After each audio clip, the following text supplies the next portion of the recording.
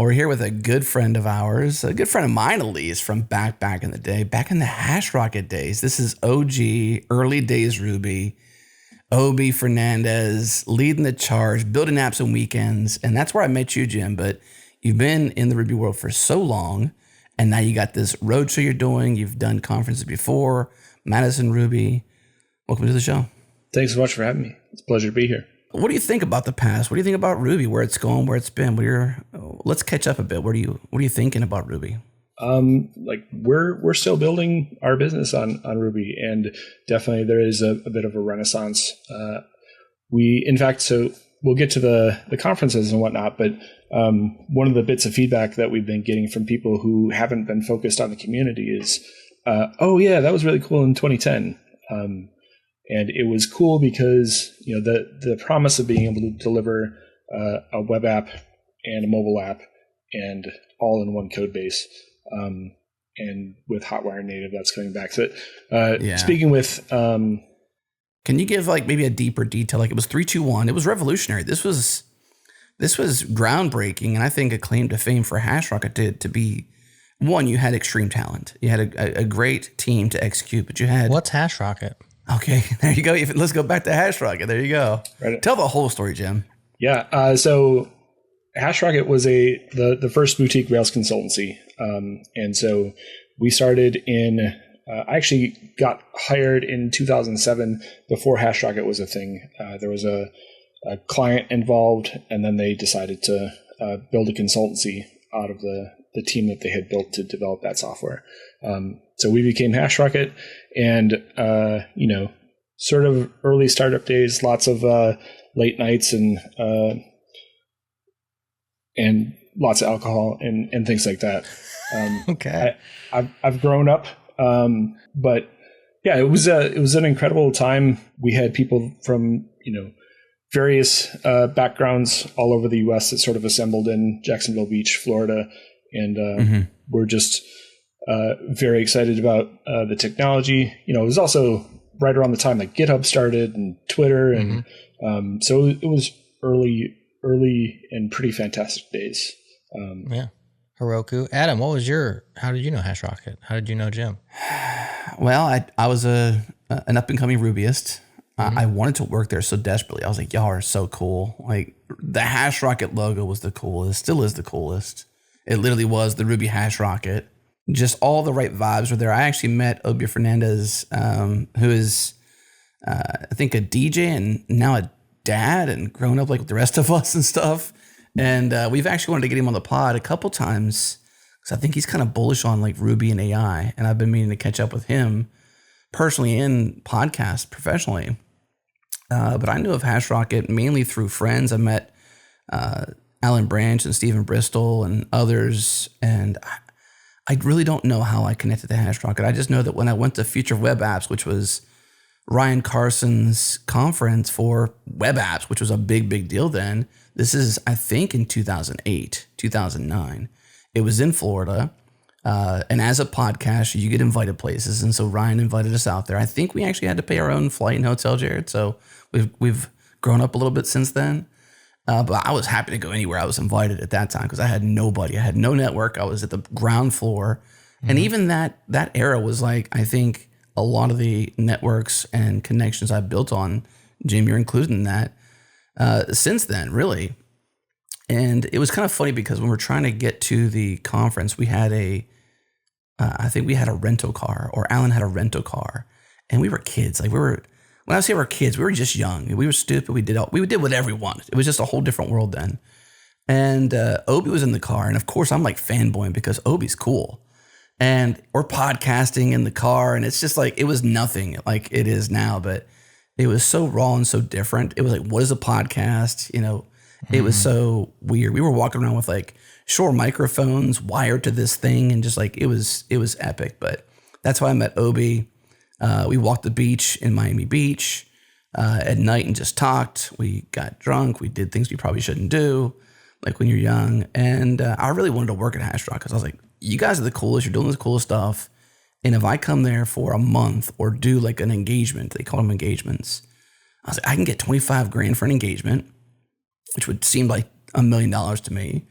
And I get to work with some of the most highest caliber talent out there. I'm like, even if I'm not as good as they are, I will learn something through this engagement. I never got hired. It was so close. They did want Obi did want me on a project, but it just didn't work out. And I think I got another gig and just moved on or whatever. But that's how I knew Obi. I think Obi is kind of famous to some degree in the early Ruby days. For sure. He's written books. He's given talks. He's led the way in a lot of cases. And I think at some point, Obi personally kind of like stepped back from the light. I don't know, really. I'm not sure of his story.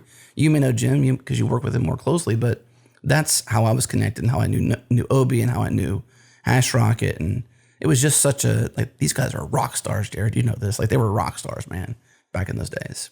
Yeah, certainly. Stephen Bristol, if you were tied to him, he and I were good friends. And he was local to Jacksonville. And so he was on the other side of the city, so probably 45 minutes away. And a Rubyist. And a famous... Less everything was built on Ruby. Famous in his own right, Rubyist. And yes. He and Alan were, just delightful people. I still go down every time I'm in Florida. I try and get over to Panama City and visit Alan, who is now mayor of Panama City Beach. I heard that. Yeah. So cool. So cool. Yeah. But we, so the way that I got to Hashrocket was, I worked at the state of Wisconsin Department of Financial Institutions. I was in .NET Stack, and I saw this blog I saw this video about building a blog in 15 minutes. And then, me and my coworker started diving head deep into Rails on the side. He was a little bit more fluid than I, and so he saw a post from Obi saying that they were looking to hire people, and he literally just flew down and showed up on his doorstep. And that was John Larkowski. That name rings a bell. Was that like Obi's right-hand person and like just in every detail of Hashrocket? Yep. Yeah, absolutely. okay. And so he came down there. They were pairing all the time, and they had 4 people, and then one of them wound up stepping away, and so they needed a 4th. And John was like, I know a guy. And so I went down and interviewed. I spent a week in Florida interviewing. Again, made some mistakes, but came back home, told my wife that we're moving cross country, and went back shortly thereafter. We packed up the house, and 6 months later, we were living in Florida. Wow. How long were you there? Are you still there? I'm not still there. We lived there for 4 years or so, and then the call of coming back home was a little bit too loud. So now we're back in Wisconsin, and when I came back, took what I had learned down there and took part ownership of a consultancy in Madison, and have been basically or worked with them for 2.5 years, and then started my own consultancy soon thereafter. Ruby's been through some really interesting eras, I think, right? Like this, this, you're a Rubyist. It's your core. I mean, I'm not speaking to the choir. I am speaking to the choir here, but I feel like there was this the video you alluded to was DHH explaining how you could build a blog with his whoops in 15 minutes, which was just groundbreaking. But I feel like that broke the mold for what was expected to get an application built. Now, deploying Ruby in those earliest days was super challenging, and that's what open source is about, right? These things all came out of how to actually deploy and run an application in production, and it got easier over time with Heroku and things like that, and Engine Yard. But this was such an interesting era for, I think, software. It's either interesting because it's interesting, or it's interesting because my personal history is tied to it. Like the nostalgia I have as a 40-something, looking back on my life is just littered with, good days of Ruby and this new framework called Rails, Ruby on Rails, to take us into this new thing, which was building apps quickly with CRUD and scaffolding and these unheard of ways to do things easily, more quickly, and with more joy. Mm-hmm. What does that bring up to you, Jim, when you think about these olden days? Would you call them the good old days? Is that how you would frame them? The good old days? I feel like when you say the good old days, that suggests that these days are not good. And or like it elevates those old days. And not to say that those weren't good days. These are good days too. For sure. Technology wise, like we've got our challenges in front of us, but whatever. Yeah. I think, that was that period of time was a lot of fun. But I think we also kind of put on those rose-colored glasses a little bit. Like there was there were things like MERB and like there was a whole we're going to fork the code base and people are going to go in a different direction for a while and then things got resolved and things got better for everybody. So yeah, there certainly are a lot of moments in there, both at the community at large, through my experiences and whatnot, and most of them are really good. Mm-hmm. And you've never left. Like you're still doing Ruby, still running Ruby event-related meetups and events. Has it been consistent for you, like from 2010 to 2025? Yes, it has. I think the thing that changed was events. The pandemic got rid of events for a period of time there. And so we did Madison plus Ruby from 2011 to 2018. We actually stopped just before the pandemic. But we had done a Madison plus Ruby event in Chicago. We had done a Madison plus Ruby event in Los Angeles. So it was traveling with those back then as well. And then the pandemic just sort of shut everything down. We moved, I think, like a number of people, we moved out of a city center and we're sort of out in the middle of nowhere right now. And so I don't have local community. And so I've had to sort of seek it out. And that's a little bit the genesis of the events that we're looking forward to over the next 2 months, which is XO Ruby. The feedback that I constantly get from meetup organizers is that it's hard to get people to show up every month. And so like if they get a good speaker or if they get there's some coincidence with something that's happening in town, like they'll get spikes, but then attendance is up and down, and it's easier in a place like New York or Chicago or wherever, but for the smaller towns it's a little bit more difficult. And it's so easy to not put on your shoes. It's so easy to not leave the house. I can go on YouTube and find 1,000 talks to watch or what have you. And I think the big thing, and Adam, you alluded to this earlier, the big thing for me is it's that in-person connecting with people. It is the ability to sit down. One of my favorite stories from a conference was talking to an attendee from Madison Ruby, and they were so excited to get to sit down with Tenderlove, and they talked about America's Next Top Model for like an hour. And it's like, you would never think, looking at Aaron's public persona, that's what the thing that you're going to wind up in a conversation about. So I think there's so many surprises that happen when you talk to people face to face. Or, I really want to talk to Adam, but he's talking to somebody else over there, so I'll talk to Jared in the meantime. Turns out Jared and I have things in common that we didn't know. Mm-hmm. And so there's this serendipity that's possible in in-person events that just you cannot replicate in online events. Right. Or if you can, you have to be extremely intentional about it. You can't replicate it, and you also can't guarantee it either. And so there's a risk involved. And like you said, it's so easy just to keep your shoes off. I think that it's hard for folks to see that value when it's variable and when there's so many barriers to getting there, to sticking your neck out, right? To shaking a hand that you don't know, to all the things, right? When it's just easier to stay home and watch videos on YouTube or watch America's Top Model. What does a small group look like, and what does a big group look like? Like, what's the difference? We're talking like 10 to 50 people, or like 2 to 20? Like, what numbers are you guys talking about? For meetups today, you mean? Yeah, like you're talking about people struggling maybe with Madison or... Yeah, I think on the smaller end, you're talking 5 to 10 people.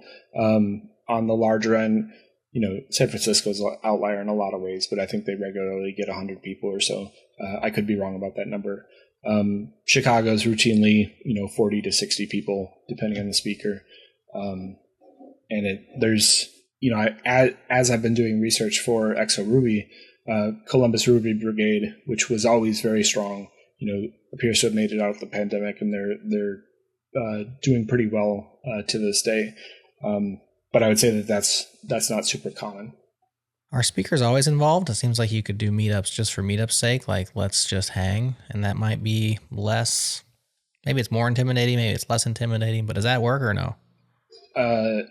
I'm a consultant, and so the answer that I give most often is it depends.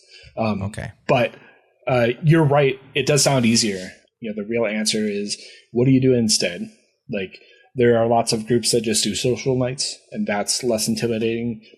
Not everybody's, especially men of a certain age, whatever, might not want to go out drinking. So you can do social nights. You're going to get some people in. You're going to get some people out. You can do like an activity night where everybody's downloading software and running it or what have you. There's perhaps more work for the organizer in those rounds. And in general, it seems like while speakers can sometimes be hard to find, there is usually somebody that wants to promote something that they're doing, and so lots of meetups will engage remote speakers at times, because that way they don't have to pay somebody to travel if they're from out of the area. But the good ones are mixing it up and having a local person speak and then have a remote speaker as well. And so now you're deciding to do this regional. Is it conferences? They're actually conferences, or these are meetups? What are these things that you're going to do this fall? They're single day, single track conferences. We're aiming for about 60 people. And that's the size where you can actually meet everybody in the room. And we're also we're not going to be in beige boxes, right? We're not going to be in hotel ballrooms. We're going to be in Chicago. We've got a loft, like warehouse space with soaring ceilings. In Atlanta, it's a small black box theater. And in New Orleans, we're in I should really look up how old this place is, but it's called the Marigny Opera House. It used to be the Holy Trinity Church. And it is just every bit a New Orleans church, it's a white brick building, but it looks really gritty and dirty on the outside. You get inside and it's fantastic, and I'm super excited about that venue in particular. In Portland, we've got an industrial chic warehouse space, and we're bringing projector, PA, stage backdrops. Pretty much the entire conference is going to go into the back of the vehicle and drive from city to city, and so I've got 7,500 miles of driving ahead of me in the next 2 months, and with the goal of, we could go into any space if you got power, seats, and bathrooms. We'll be able to put on an event. That was the thought. What's the venue for Austin? That's your last leg is Austin. That's my stomping ground. You know that, right? I'm in Austin now. I do know that. And yeah, my theater, there was somebody came in and sniped my venue out from underneath me. And so I've got a couple. You're homeless? I mean, I am. Well, you know what I mean. I'm venueless in Austin at the moment. Venueless, yeah, better word. I'm experiencing. I can help you. I'm experiencing venuelessness, and so been working with the folks at Alamo Draft House. So there's possibility there. I don't want to shade anybody, but there's a well-known incubator space there that I haven't had any response from. Reached out there, so but yeah, I'm unfazed. Our demands on space is not that large that there won't. And guess who else is going to be there, Jared? Landon Gray. Does that name ring a bell to you? Think back to an aberrant generation of programmers. He was Landon. Yeah, Landon. He was the young buck. I don't know what was our Gen Z representative. Our Gen Z, yeah. Yes, with us. Landon is speaking there, according to the site. That's cool. Sure is. And you know where I'm. I didn't know Landon. Did you ask how I know him? I did. I assumed he was in Austin, but yeah, how do you know him? I know him from a conference. I went to Blue Ridge Ruby 2 years ago in Asheville, and met Landon. He was working at Test Double at the time, and then I forget if it must have been last year. I traveled and we did a traveling meetup in New York City, and he lives in upstate New York, and so he came down and spoke at our event in New York City. He and I have been bouncing off of one another ever since. Is he an Austinite or no? He's at upstate New York. Okay, so he's coming down then for that. He's cool. And the point of doing these conferences is to put them in people's backyards so that there's not the expensive. We've been working with Ruby Central to put on to do the designs, like both digital and in physical space, for RailsConf and RubyConf, and the feedback that we constantly get is like, this is great, but I've got to take an entire week off work. I've got to spend a week in a hotel in a major metro, and all those things are expensive. And what is also true is that you can't really get that experience without doing that where you bring all the people to, like you bring a bunch of the community together, get 800 people together in the same space. That's hard to do in any other alignment. But there was a gap that we saw, which was, what if you didn't have to travel, you didn't have to take a plane? What if you didn't have to drive 8 hours or whatever? What if there was no hotel involved? And what if the ticket, instead of being like $300 per day, was $100? And that was what we were trying to solve for. And so we spoke with the folks at Cisco, and they saw what we were trying to do, and so we teamed up with them. They're our foundational sponsor. They're sponsoring the entire series of events that we're doing this year, and honestly, couldn't have done that without them. Yeah, for sure. I feel like this is when I first heard about this, if I'm being honest, I was like, gosh, man, events are so hard. Smaller events have to be even harder. How do the economics work, and how do you get motivated by it? So, like, what? You don't have to share the numbers behind the scenes necessarily, but like, what is it that makes you want to do this? Like, what makes this hard? It seems like a hard journey to me. What makes this hard journey worth it to you? Events have always been I've always had events going back all the way to 2008. I submitted a talk to Scotland on Rails, and I pitched a talk on geospatial searching in Rails, which was using Thinking Sphinx at the time, and got accepted. I'd never done a talk before, and it bombed. It bombed so hard. Like, of a 30-minute talk, the first 15 minutes was mostly me on stage sweating because we were trying to figure out how to get my computer to work with a Wi-Fi signal, and classic event classic thing that would only happen in an event.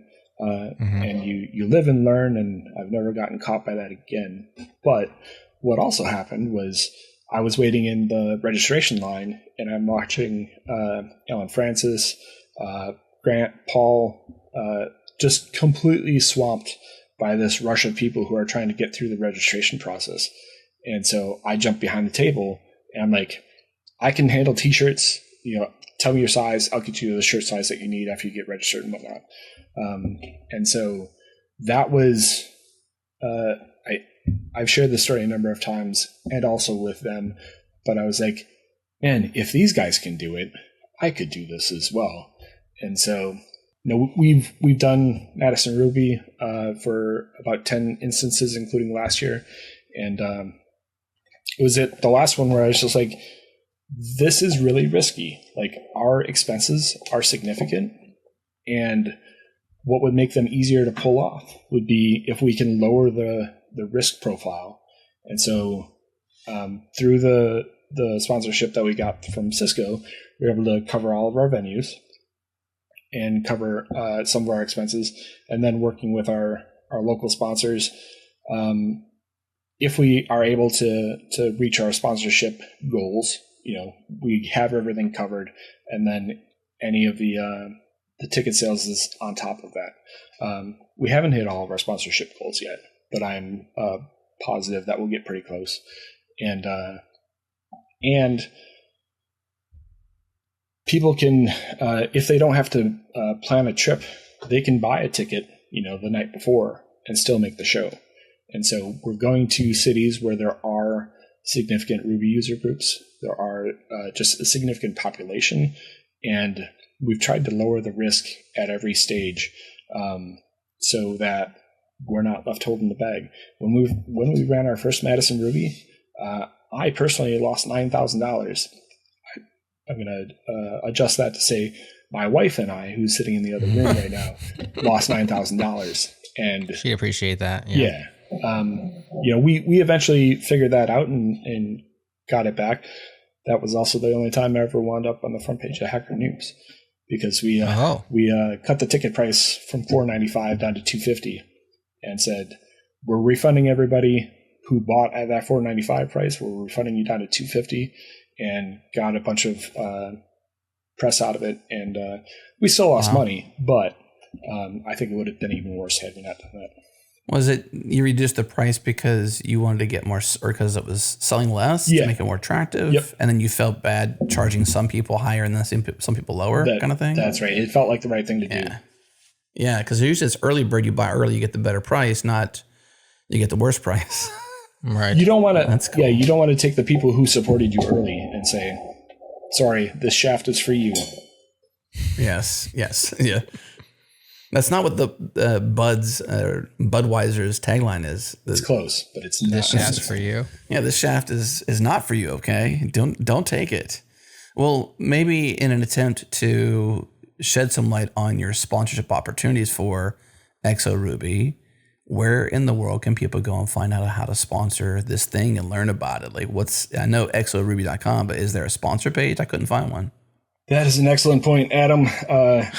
By the time I'm so sorry. No. By the time this airs, there will be. If you go to the footer, there's a promo kit. If you go to that link, there are some sponsorship information. Some stuff in there. Yeah.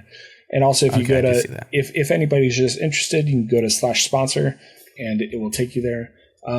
You know what? I'm feeling better about myself. If you in the top nav, there is a link to the Firestarter, which is a campaign to support this. It includes sponsorship at the event and city level, but also if you wanted to. Okay. Oh, I see this now. Yes. If you want to buy a ticket or buy us a tank of gas or tacos or however you want to support, if we're not going to be coming where you are and you still want to support, just go to the Firestarter page on xoruby.com and all the details are there. That actually is a proper page to send people to. If you scroll a couple times, listeners, if you're going there, scroll a little bit past some of the things that are important. But if you want to go right to the sponsor details, this is actually really cool. You got one leg sponsor where somebody can sponsor a leg, or if you want, like you said, tacos or whatever, or one of each. I thought was kind of cool. Where you spend $600 and you get one ticket for each event. Maybe you go on the road with you or whatever. I don't know. This is kind of cool. I like this. I mean, I think the truth of our work days and the events that we put on is that we can kind of make them look however we want.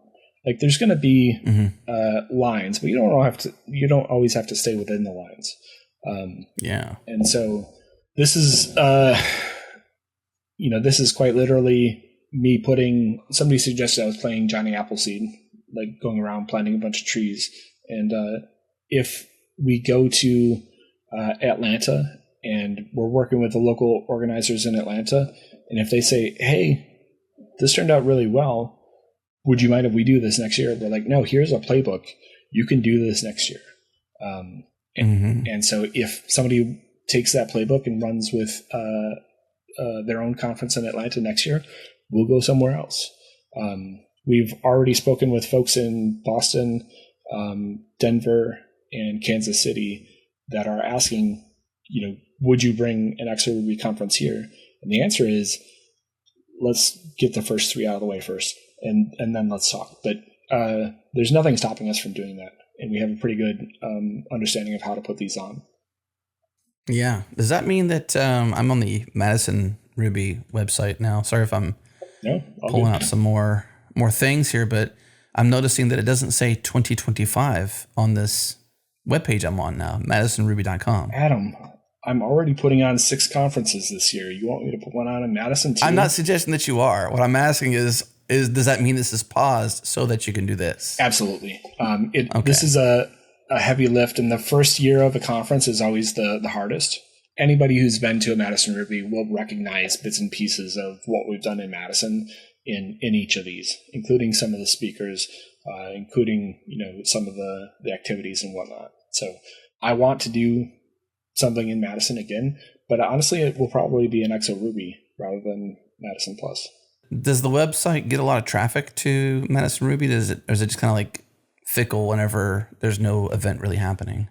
It seems like it's fairly fickle. And on Monday, for some reason, we got 400 hits.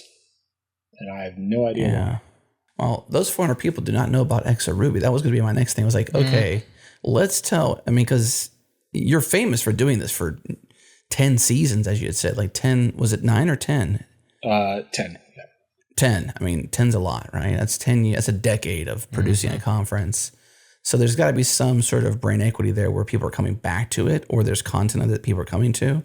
Leverage that. Promote XO Ruby on Madison Ruby. It's all your your company flagrant. So, I would happily like say we're paused, but that doesn't mean we're not here. We're elsewhere in the world, kind of thing. We'll be back. We'll be back. Thumbs up. What are some of the challenges that have come up with organizing 6 in a row, I guess, or you have to organize them in parallel, but they operate in a row? I assume call for papers is probably harder. Lots of stuff's probably harder when you got 6 things going on. So, yes, that is true, which is why we didn't do a traditional CFP for this. Okay. I largely curated the talks for the first couple of events. If you go to the schedule, if there's a slot where there's not a speaker, there is a link there to sign up and say that you'd like to join. Because again, the hope is that we'll, either we or somebody else will do this again next year. And so we really want to find out where people are. So that's part of it. And then the failures cascade, right?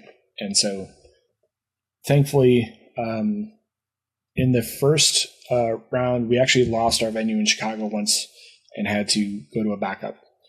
And while I'm extremely happy with the backup, in fact, that's what happened with Madison plus Ruby the first year, and we wound up with this amazing venue that we really loved. But that meant that we had to go back through and reschedule all of our events both of our events in Atlanta and New Orleans after that venue fell through. So that is a risk in doing these sort of in series. Typically, you get into a workflow of, there's a build to a conference, and then you're done and you get to rest. And it's just been building, for the last couple of months. And in 2 weeks, we'll get some relief. So you picked this every Saturday cadence for a group of 3, and then there seems like there's some short break, and then another group of 3. Thoughts behind that? Like what? Versus you could have done like every other week and maybe just spread them out and relax a little bit in between. But here you have Saturday, and then a little break. I should have done Sundays. Sunday. No. Hey, you could have sold more tickets that way. Sounds like a deal. You buy the entire seat, but you'll only use the edge. Sorry. That was a good one. I grew up going to racetracks. My dad drove stock cars, but there is a gap. You're absolutely right. And in fact, I drive from Chicago to Atlanta to New Orleans, and then Austin's right here. But instead of going to Austin, I drive back to Wisconsin. My wife's birthday is in that gap, and so wanted to come home, spend some time at home, and then something that's not even on the XO Ruby map. I'm actually going to Rocky Mountain Ruby before I start the Western leg. So I'm going to drive out to Denver. We're flagrant to sponsoring Rocky Mountain Ruby, and then we'll start the rest of the second leg after that. Gotcha. You gonna make a documentary or something like a road trip, like road rules, but RubyConf style, Ruby conferences, XO Ruby road rules. I do have a little mobile camera rig, like a cage to put around my mobile camera, and I've been talking with some filmmakers about getting like even just behind the scenes stuff, Like if I'm driving past the largest ball of twine in the country, we'll stop and take a picture. We're also D & Simple is sponsoring, and one of their mascots is like in the write-up that they have about their mascot, it says that he's always up for a road trip, and so I'm going to try and get them to send me a plushie to ride shotgun with me. But yeah, we're going to try and do something. We're also working with Confreaks, trying to get them to record all of these events, and if nothing else, maybe we'll do something a little bit DIY to get them recorded if we need to. Man, I haven't heard the name Confreaks in a long time. It has been a long time. So long, I was going to ask you to remind me of the person's name, and as soon as you say it's going to be who runs that? You are probably thinking of Kobe. Yes. Kobe Randquist. Yes. He's at Heroku. He's got bigger fish to fry. He worked with Cindy Backman, who has been running Confreaks for the last 6-7 years, and always brings a really, like, she sees so much, right? She goes to so many conferences and so many Ruby events and whatnot. She's got an interesting perspective on the history of the Ruby community, and actually has found herself on stage at RubyConf, and and then she not only does she record the talks, but she goes through and edits all the talks as well, and so it's a lot of work. Yeah, so much work. Wow. Actually, the last time I think we saw, is it Kobe? Mm-hmm. Is that right? Not Kobe. Mm-hmm. Kobe. Mm-hmm. Last time we saw Kobe was at Keep Ruby Weird, first edition here in Austin. Jared, remember that? 2014. I remember the event. I don't remember that being the last time. Kobe was in the rafters with us recording. I remember that part, but didn't we see Kobe at like OSCON as well later? Maybe. Maybe. Who knows? It may be. It's fuzzy back there in the history books. It's fuzzy. But I do remember Keep Ruby Weird at Austin, because that was the first time that we met, wasn't it, Adam? I think so, man. Yeah. And that was at the Alamo Draft House, Jim. So right on. That was a good venue. Good venue. Yeah, I'm talking with. I wanted Caleb to come speak at the Austin event. He's up in Denver. He's not going to make it down. He has a conflict. But I've also got a call into Terrence as well.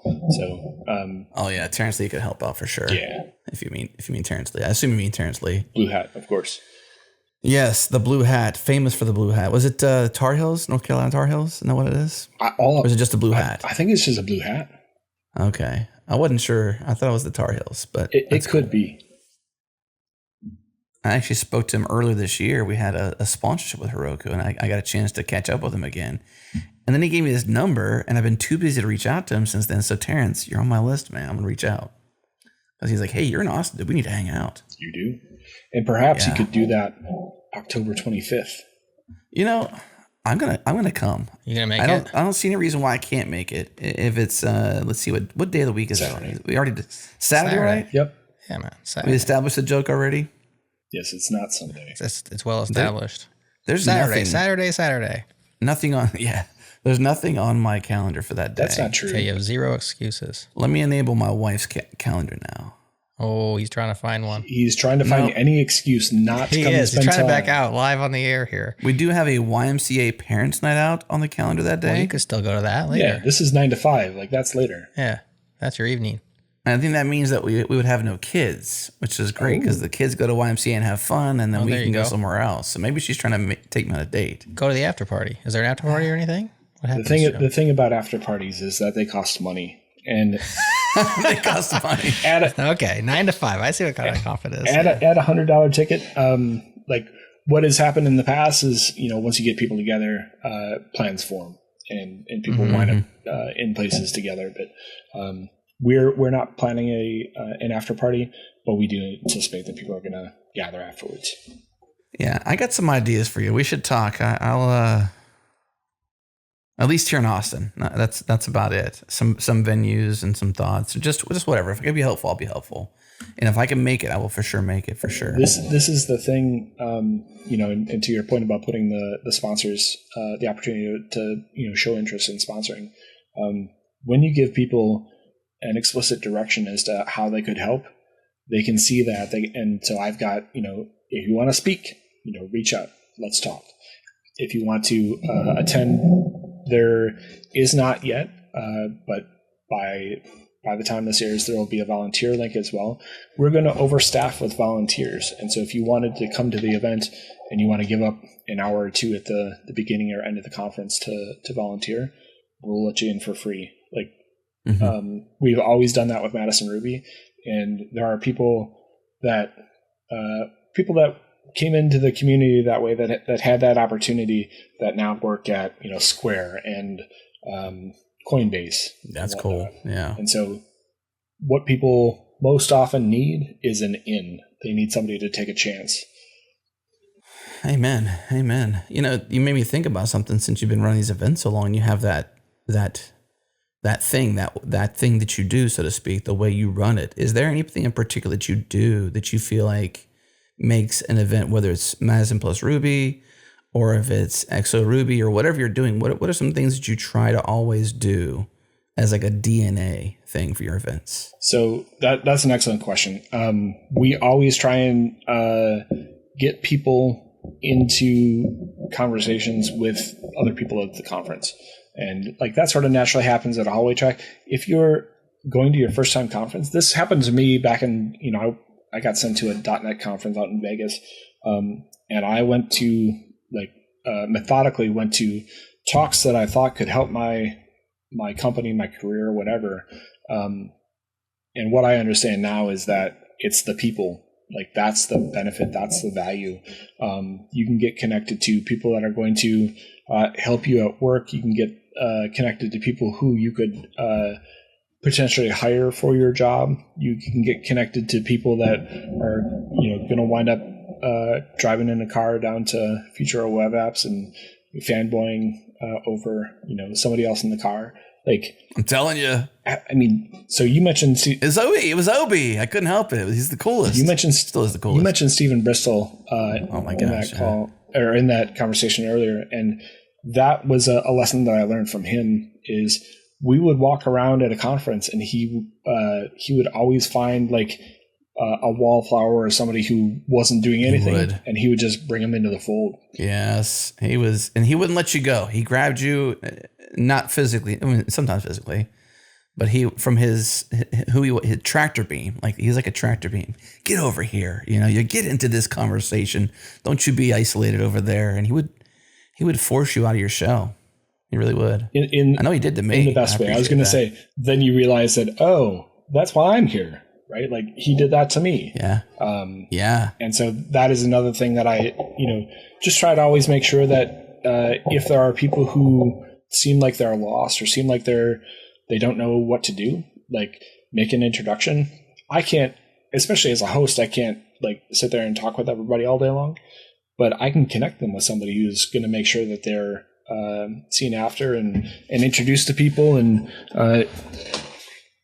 have a proper conference experience. Another thing that I think is inherent in the way that we've done things is I will always look for people who've never spoken before. I remember Nell Shamrell gave her first talk at Madison Ruby, I think in 2012. And there was something about Nell that caused me to want to do that.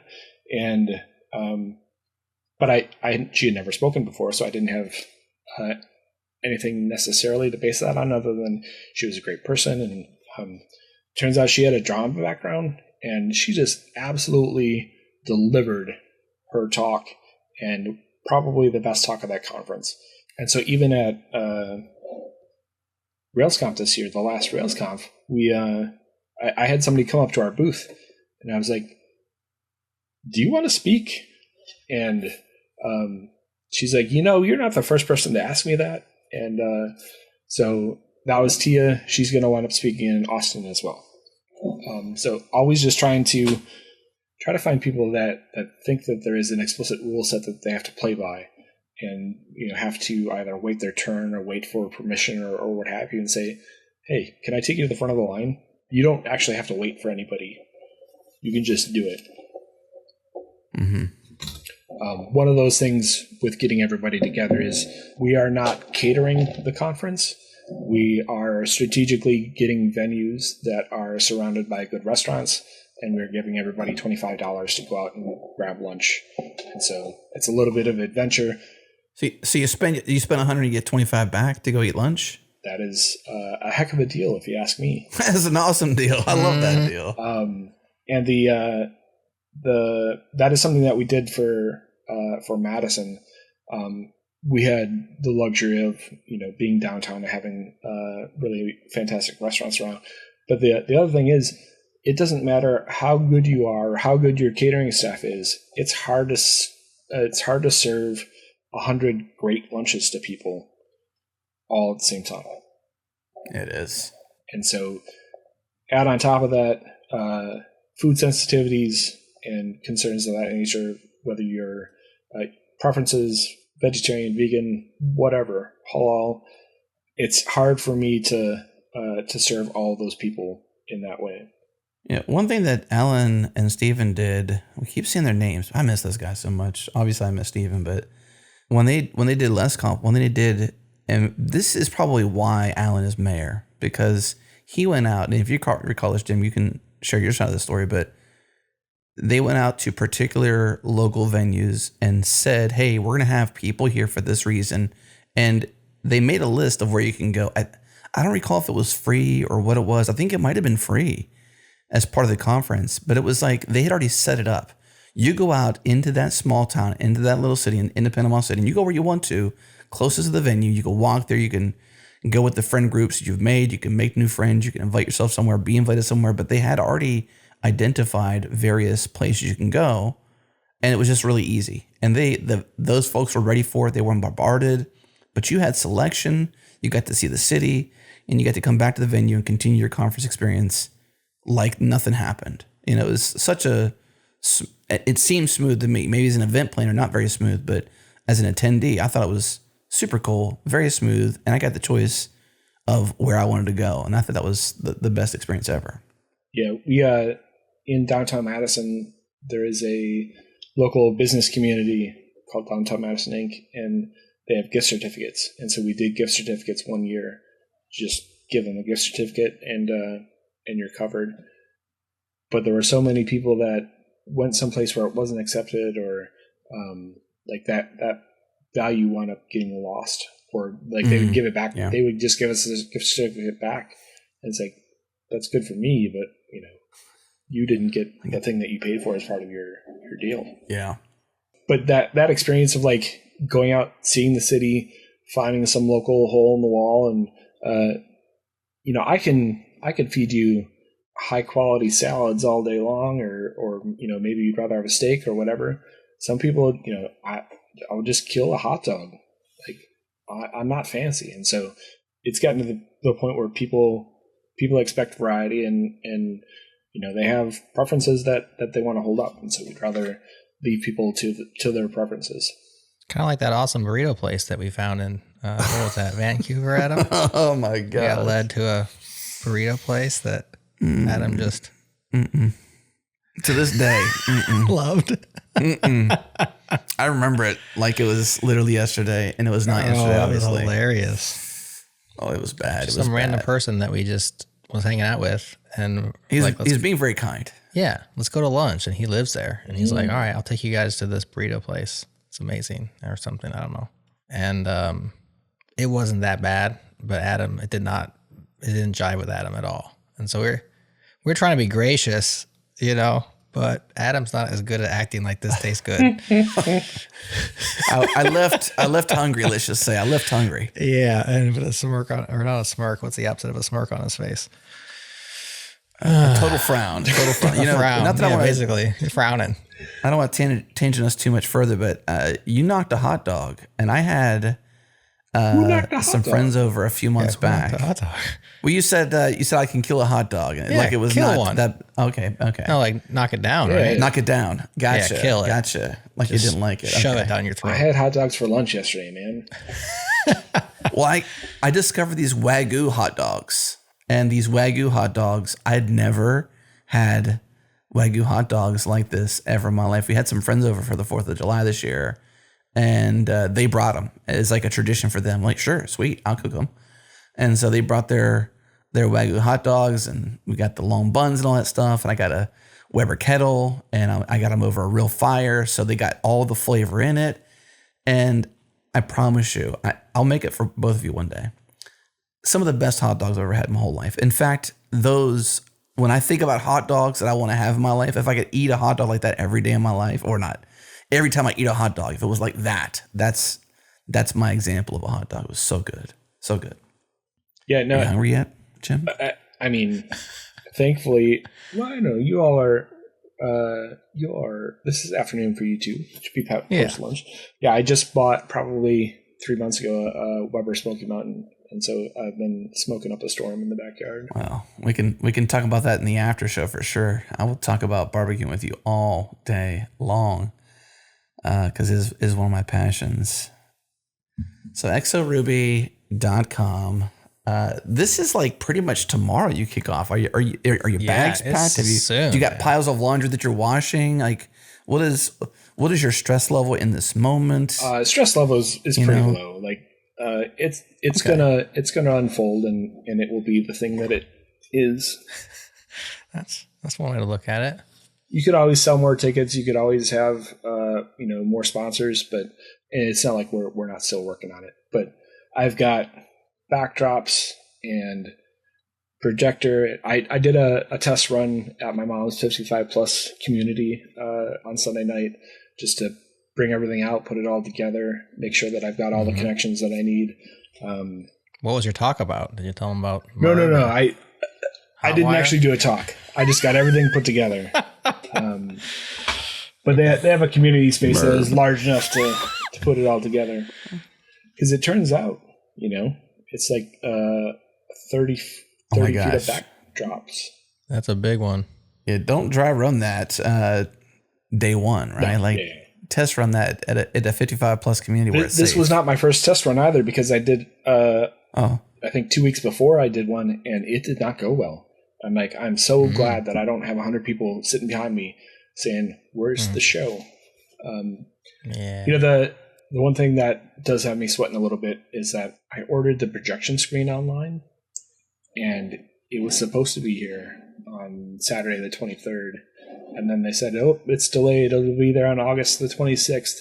Well, it's now August the 27th, and I don't have a screen to project on yet. So less than a week, or you have more than a week? You got more than 1 week. Yeah, you got a week and a half.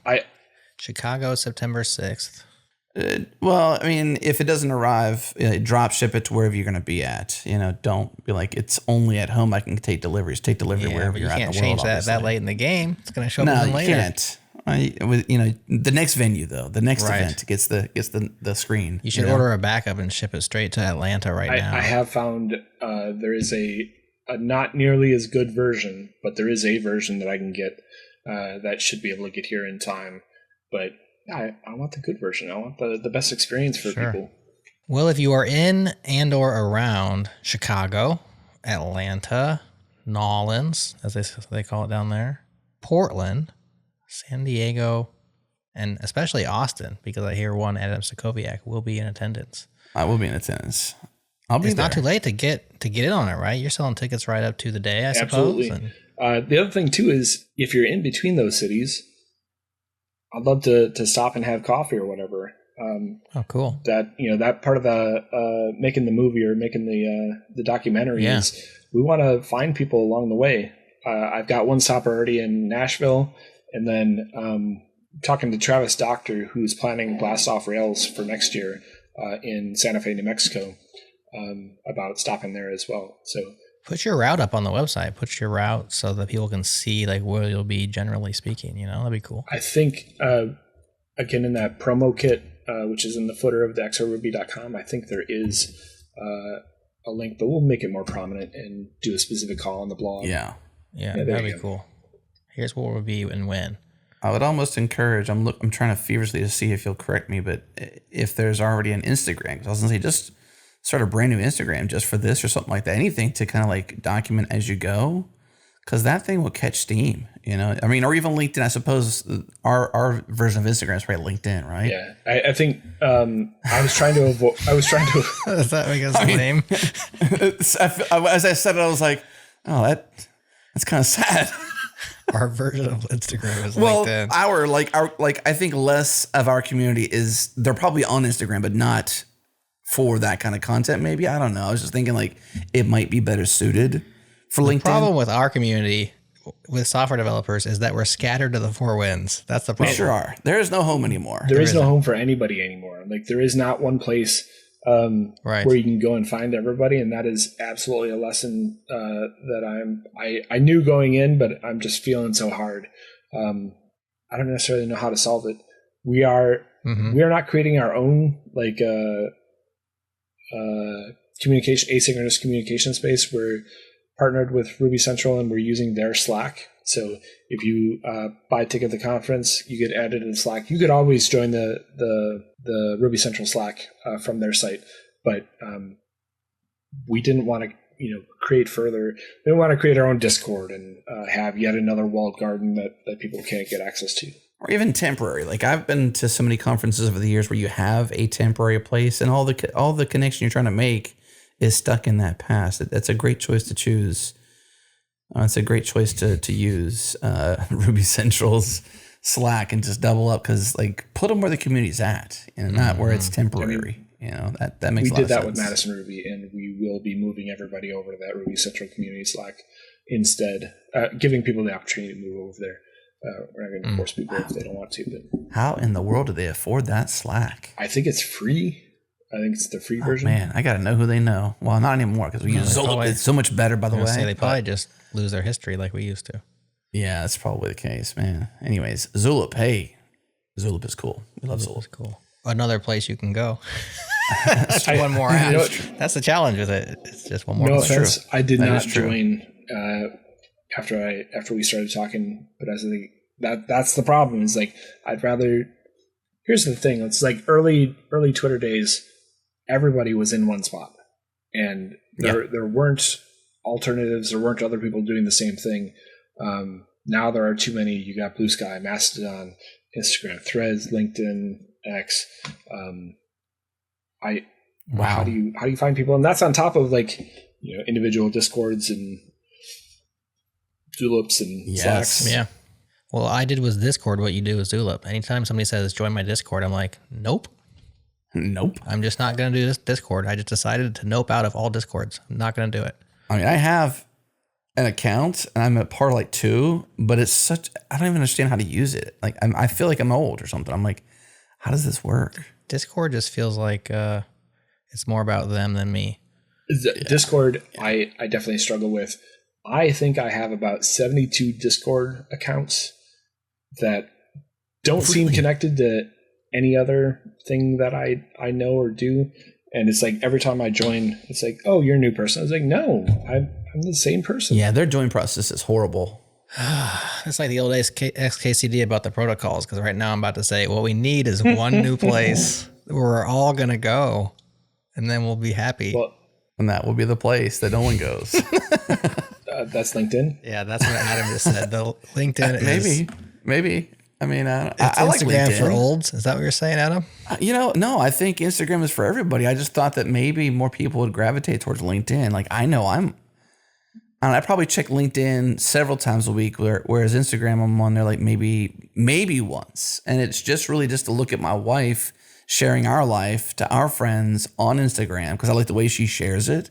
I just want to see what she says and look at the pictures she takes. And I saw them in the moment. I saw them in the camera because she's like, hey, look at this picture. But somehow seeing the story version of it later on from the publisher, my wife, is very cool to me. So I pretty much go to Instagram to read DMs from her, because she sends me things that she finds on there. Same. Watch what she shares on there about our life. That's the only reason I go to Instagram. To look at her pictures. Yeah. Yeah, that's it. That's Instagram for me. So, I mean, there you go. But I've definitely taken the tact of trying to not add another protocol, but just drop them. So I never even wound up on Threads. Yeah, same. I was like, no, I don't think so, man. Is this a version of Facebook I want to be involved in? Threads just Right. never made sense to me. Given Zuck enough in my life, you know. It's an also ran. It was an also ran that just didn't run. I don't know. There's a lot of people there, but say, it just There's people there, but they're not real people, I don't think. a bunch of bots. No offense to those people, but they're just like, you know, it's Kara kind of, Swisher's going to be upset with you, Jared. yes, she might. Gosh. But you know, she's cross-posting to everywhere. Come on. True. That's what people with big follower accounts do, is they just, every new thing, they're on it because they want to get that follower count up, and then they just cross-post the same crap across all of it. I feel seen. I've been cross-posting stuff for XORuby lately, and you're not lying. Just gotta. No, I mean, what else are you gonna do? You want to go where the people are. Now the people are in 7 different places, and so you're just like, well, I guess we'll post to 7 different places, but we're not gonna be happy about it. So no allegiances anymore. You know, I know I asked you what was your motivation, but I think maybe a different version of that is, what is success of this for you? Like, when you're done with the roadshow, it's December, maybe you're sitting on your couch, you're getting ready for Christmas, and you're reflecting on your year, and you're like, man, this is what happened with XORuby, and you're recounting in your brain what happened. What is success? What would that be for you? You know, there's a dirty secret in all of this, right? Which is, I have run out of. We haven't heard from my wife in the other room this entire thing, but this might be the one thing. I have run out of clients under this roof that I need to go out and meet people. And so part of this is a sales trip, right? Like, this is me going out on the road, meeting a bunch of people in new locations and looking for, design and development work for Flagrant. So that is one goal.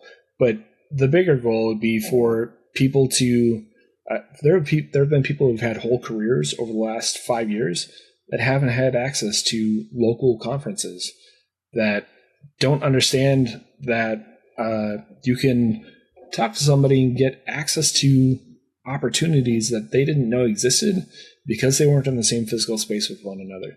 So if I'm sitting there and I find out, hey, I just got a new job from somebody that I met at XORuby, like, that's a huge win. I've been looking for, I just talked to somebody right before this call, and they said, I've been on the market for 9 months and I don't know what I'm doing wrong. What do you recommend? And I sent them a ticket to Atlanta. So they're going to show up in Atlanta, and hopefully they'll walk away with a connection that leads to work, or, some opportunity that is beneficial to them. But that's really the goal, is to get people on stage that have never spoken before. It is get people to understand that, there is a unique serendipity that is only available if you show up. I've got a friend and mentor, Martin Atkins. He's a musician. He always says, awesome stuff happens when you do stuff. Nothing happens when you don't. And if you never leave the house, you're never going to meet new people. You're never going to find opportunity. It doesn't just show up at your door and say, hey, do you want a job? Like, that doesn't happen. There was a time where that happened in the 2010s, but that is no longer the case. And so you've got to go out, you've got to meet people, meet a lot of people, because not all of them are going to, you're not going to connect with all of them. But if you meet enough people, you're going to find enough of your people that that something works out. Whatever that is for you, maybe it's a job, maybe it's a opportunity to learn woodworking from somebody that does woodworking. But that ability to connect with other humans is so important. Can we unpack that?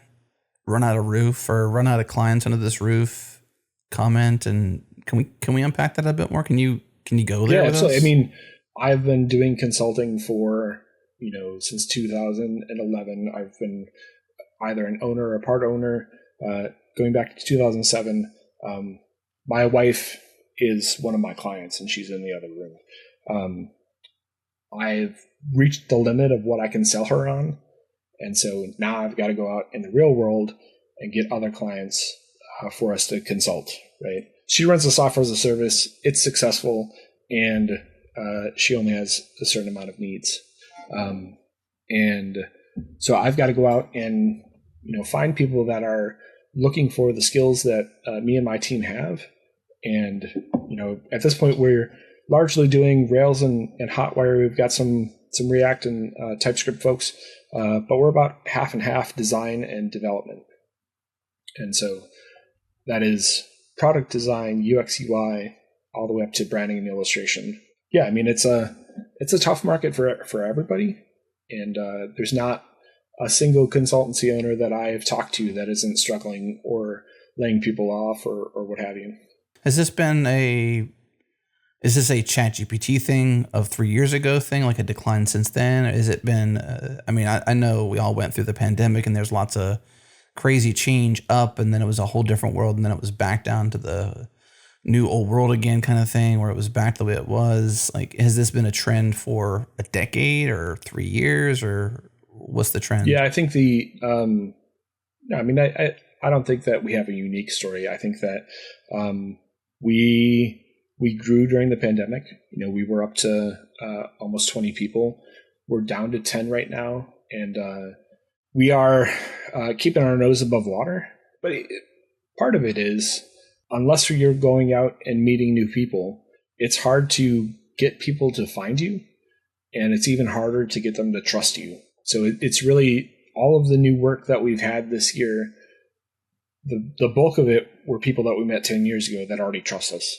The other brand new work that we've gotten has been referrals from people who trust us. And so it is really, if you spend any amount of time around me, you will likely hear this comment, but it was something that was shared in 2011 when we started my first consultancy. Somebody shared this with me, and they said, "It's not what you know, it's not who you know, it's who knows you." And I've come to learn that means who knows that you are the person that's going to show up, who knows that you are capable of solving their problem, who knows what your values are, and who knows that they can trust you. And so that's the part of meeting a lot of people that it's not that I'm out there doing a little jig so that everybody knows that I can do the jig. It's you got to show up, and after a while, there's people just know that that's Jim. That he's going to show up. If you've got a problem with Rails, or if you're doing Ruby and Madison, you should talk to Jim. If you want some really great design work done, you should talk to Kelly. But talk to Jim; he'll get you connected. That makes sense. And so your world's shrinking because of the. I would say probably you run the event, but is the lack of getting out there and meeting people outside of the Madison bubble is kind of what I hear you saying. It's like you want to go beyond Madison. I think that's fair. Like, because you got pretty good touch points in Madison, right? Like Madison Ruby's got to be giving you something. For sure. It is also only once a year, and so we wanted to do something that the original plan was to do 12 of these every year, and it would have been a cycle that just kept going. So it was constantly meeting new people, and we decided to settle for 6 and then just focus on the fall. But if these turn out well, we do have plans to do more of them. And ideally, if folks get involved and they're successful and they just want to keep running with it, we would be happy to do that too. Because I would love to just go to events rather than throw them. Yeah, putting on an event is tough business. I've resisted my entire life. And Jared, you want to share? Recently we did a live show. I mean, Jared did all that pretty much. I didn't do anything besides show up and smile and upset a few people, really. What do you want me to share about it? You just there's lots just the of fact that we did it. The fact that we haven't done anything like that, but we did something. It was the smallest version of what we could do. Basically. Yeah, totally. It's not like we did 6 of them in a row. We just did 1. So right, we're mere pikers, Jim. How many people? About 50. That's good. I mean, that's a great audience. What sort of venue did you do it in? We did it at the Oriental Theater in Denver. So we picked the city first, and then we asked around about locations, and then found a location that was affordable and seemed like it was pretty cool. and it was both those things. So kind of got lucky, I guess, in that way. Yeah. They were great to work with, which can always be a variable as well. And we kept it as simple as we could possibly keep it. Like even our meetup the night before was completely just like, here's where we're going to be. Come there if you want to, that kind of a thing. Yeah. So it was just low stress for that reason. And then obviously putting the show on is something that we normally do twice a week anyways, just not on stage. So a little bit extra, but not too much. Right on. Well received? Everything went well? I think so. There's obviously places where, as the self-critical people that we are, there's plenty to improve. But overall, I think everybody was pretty happy about it. And the show turned out pretty well. What do you think, Adam? I think when we did our consensus recently, we said the only thing we would have changed was have on-stage monitors. And I think that's a win, because if all you need is on-stage monitors so you can hear yourself better in the mic as you interview somebody, because we interviewed Nora Jones. She founded Jelly. It was acquired by PagerDuty. We have a podcast about it via this live show. You can go listen to that. But, we were talking into microphones, but we didn't have in-ear monitors and we didn't have on-stage monitors. So she had to hear us for real. Like the audience can hear us loud because they heard us through the loud system, the loudspeaker system, but she couldn't hear us very well, and we couldn't hear her as well as you would probably want to. I could still hear her, but it was a struggle in a couple cases where maybe the venue was louder, or somebody just something may have happened where it was like you couldn't hear us as well, and she'd say, "Huh," or "What did you say?" And that wouldn't have happened if we had on-stage monitors or even in-ear monitors. And so I feel like that's a major win if all we walk away with is, on-stage monitors. Everything else went pretty smooth. There was no real hiccups that you couldn't solve in the moment. Yeah, that's it. That's a huge victory. So you're going to do 12 next year? We did talk about doing several. Oh. Yeah, we did talk about more. Definitely more. Maybe not more than one a year. Maybe more than that. But I think we do want to do it again. Decided that much. We haven't circled back on it. Like, I kind of walked away bullish, honestly. I don't think we should do more than 4. More than 4. Maybe 2 or 3. Maybe 2 or 3 in the year would be cool. Definitely not 1. 1's not enough. I feel like a couple. I don't know. 1 is special because One it's is the only one special. of the year, so you better get to it. Whereas, 6 in 8 weeks or whatever it is. Here's the thing is the plan from the beginning was for me to drive far enough that somebody from Chicago is not going to drive to Atlanta, let alone the rest of the cities. And so it's local to Chicago, and there's enough people there to support that they get 1 a year, right? Right. Yeah. And Atlanta gets 1 a year, and maybe we decide to rather than do San Diego, we do Denver next year. Who knows? I like that idea. See? So now you're talking about going on tour. I'm already on tour. Well, yeah, but you're talking about us going on tour, Well. or you're thinking about yourself, and we're thinking about ourselves. Yeah, that's true. Yeah. We're talking about us now, Jim. I just thought maybe we'd go to like somewhere else and just do another one.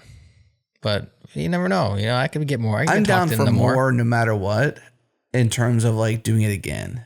Does it have to be 6 or 10 a year? Absolutely not. I don't think I would want to do 6. But I kind of want to do more than 1, not because I want to do more, but because I think it's nice to get out a couple, like, I don't know about you, but in my life, I kind of have like times when it makes sense to rejuvenate by traveling somewhere with people I want to be around and all that kind of stuff. And so I feel like that reconnection is good for everyone. And, best case, it's a regroup of our team. Even better case, everyone else gets to enjoy it too. I feel like that's what I liked about it, was that like my favorite moments, and this is totally going TMI, Jim, and I'm sorry, but my favorite moments was really the thing itself, but bringing us together in the same place. Like even Fogo de Chao and like getting to sit down and eat together. Like to me, that was cool. 2 times a year would be perfect. 1, not perfect. Okay. 3, maybe too much. So you talked me into it. Maybe too much. Now we're negotiating here. Jared, do you find that travel rejuvenates you? I guess it depends on the type of travel. I think that, or the company. Yes, I think that I like traveling, so I'm not against the travel part. I don't mind road trips. for me, it's like a lot more complication than is necessary. So it's like, is it worth it? I think once a year, it's totally worth it. I think twice, maybe it is, but 6 in 8 weeks, Jim, you're crazy, man. It's just 2 trips. Oh, I'm sure you have all kinds of ways you tell yourself. I appreciate the gumption, the ambition, and the drive. I think that there's people that do that. They're usually younger than all of us. You know, they go out on tour and they're gone for 6 weeks. Are you saying that I'm old? No, I said that they're usually younger than all of us. So we have reached a certain, age. Yeah, I mean, I grew up. My family came from a large family, didn't have a lot of money, but we had family that lived in Florida, and so probably 6 times in age 5 to 12, we would drive from Wisconsin down to Florida straight through. Dad was always the only one that ever drove, and it just built that nostalgia perhaps for the road trip. Sure. But again, like, these are shorter stints for the most part. We've got stops, every 10 hours or so, and so trying to get through that in a week. Sorry, you're just listening to my thought process as to why this makes sense. Like I said, you can tell yourselves all kind of things. I think it's going to be cool. I think it's going to be a memory. I think that you should absolutely record as much as you can and try to make some sort of a memory video or something so that you have a takeaway at the end, whether or not anybody else wants to watch it, but you and your wife or your team, who cares? You'll like it.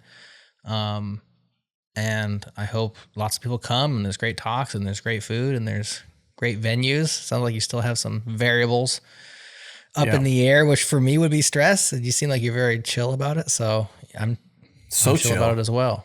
It's going to work out. It's going to work. It's going to be what it's going to be, right? Like, that's kind of how I approached this event. And I think Adam probably would have stressed about it more than I did. And this was why I kind of kept him out of the details. And I'm just like, you just get a place, and then you get a plan together, and you invite people, and then you show up and do a thing, and it'll work out. And but again, the support from the community has been great. We've got Coraline Ada Emke, Scott Warner in Chicago. Seth Giddens is probably going to join New Orleans. Tender Love is going to come down to Portland.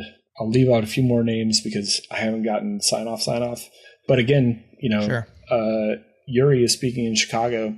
He's never spoken at a conference before, but reached out and he's like, I would really like to. Here's my talk idea, and we're talking through how to best pull it off. And Tia's speaking in Austin. Landon, you all know in Austin. Ceci Coria in Austin. Yeah. So yeah.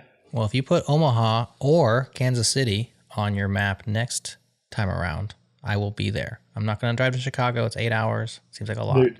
But I would definitely hop over to KC. It's like a 2.5 hour drive from here. So for RubyConf. Tulsa's kind of far. That's fine. I'm not saying I wouldn't, but I'm interested in Tulsa. That gives me pause. Wow, is that already on your list? It has been sort of the canonical example of, I want people to say, hey, we've got 30 people in Tulsa that want a conference. The original idea for this was to go to underserved technology cities that still have a population. One of the back in Hashrocket days, we went to Huntsville, Alabama, for a conference that Jeremy McNally ran. I went to that as well. And wound up playing at the old Grand Ole Opry. I think we went, or that was Tennessee. Yeah, that was Tennessee. Okay, well, it's definitely Ruby Hoedown, but maybe it was. Did he do it in different? He might have, because he also did a conference in Disney. He did Magic. That's Ruby. Right. So he Magic Ruby. A little bit. Okay, so I went to the Tennessee one, not the Alabama one. Talk about Jim? Jeremy McAnally. Jeremy. I was thinking of Jim who did Lone Star Ruby. I can't remember his last name in this moment. Jim Freeze. Yeah, Jim Freeze. That's what I was thinking, because he did that in Florida. Yeah. One of those fun memories. We actually drove an RV from, I drove the RV from Jacksonville, Florida. We rented an RV and piled 8 of us into it and drove to Ruby Hoedown in Huntsville.